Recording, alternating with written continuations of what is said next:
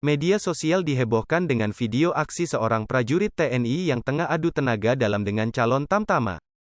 Hal ini terungkap saat diunggah pertama kali oleh akun Instagram Kodam Siliwangi dan langsung viral. Dari video yang beredar, seorang prajurit TNI berseragam lengkap tengah berhadap-hadapan dengan calon tamtama yang tengah mengikuti seleksi.